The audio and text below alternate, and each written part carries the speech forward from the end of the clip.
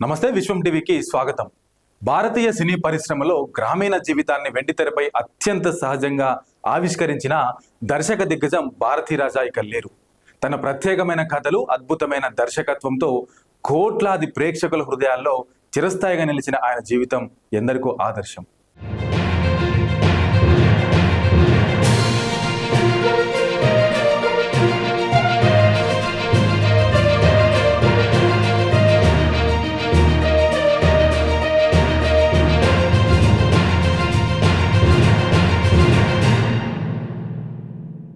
భారతీరాజా అసలు పేరు చిన్నాస్వామి.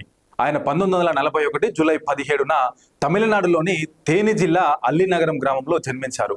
చిన్నప్పటి నుంచే సినిమాలపై అపారమైన ఆసక్తి కలిగిన భారతీరాజా సాధారణ కుటుంబంలో జన్మించినప్పటికీ తన కలలను ఎప్పుడూ వదులుకోలేదు. సినీ రంగంలో అవకాశాల కోసం ఎన్నో కష్టాలు పడ్డారు ఆయన.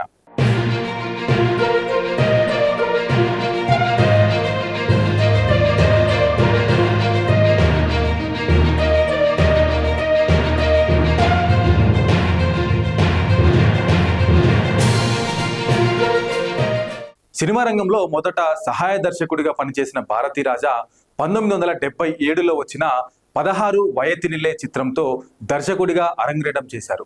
ఈ సినిమా తమిళ సినీ పరిశ్రమలో కొత్త ట్రెండ్కు శ్రీకారం చుట్టింది. గ్రామీణ నేపథ్యంలో సహజమైన కథనంతో తెరకెక్కిన ఈ చిత్రం ఘన విజయం సాధించింది.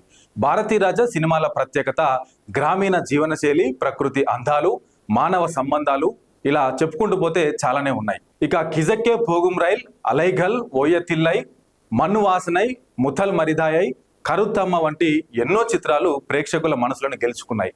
అనేక మంది కొత్త నటీనటులను సినిమా పరిశ్రమకు పరిచయం చేసిన ఘనత కూడా భారతీరాజాదే.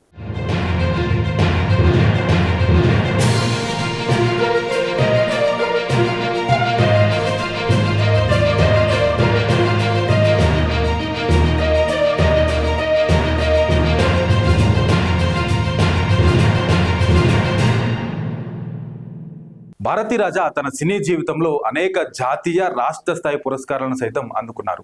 భారత ప్రభుత్వం ఆయనకు పద్మశ్రీ పురస్కారాన్ని సైతం ప్రదానం చేసి గౌరవించింది. తమిళ సినీ పరిశ్రమలో ఆయనను దర్శకుల దర్శకుడిగా పలువురు సినీ ప్రముఖులు అభివర్ణిస్తుంటారు. దాదాపు 5 దశాబ్దాల పాటు సినీ పరిశ్రమకు సేవలందించిన భారతీరాజా తన సినిమాల ద్వారా ఎన్నో తరాలకు స్ఫూర్తిగా నిలిచారు. ఆయన మరణ వార్తతో భారతీయ సినీ పరిశ్రమ తీవ్ర దిగ్భ్రాంతికి గురైంది. ఇక అభిమానులు, సినీ ప్రముఖులు ఆయనకు ఘనంగా నివాళులర్పిస్తున్నారు. గ్రామీణ కథలకు కొత్త అర్థం చెప్పిన మహోన్నత దర్శకుడు భారతీరాజా ఇక భౌతికంగా మన మధ్య లేకపోయినా ఆయన సృష్టించిన అద్భుత చిత్రాలు ఎప్పటికీ ప్రేక్షకుల హృదయాల్లో జీవిస్తూనే ఉంటాయి. దర్శక దిగ్గజం భారతీరాజాకు మన విశ్వం టీవీ తరపున ఘన నివాళులు.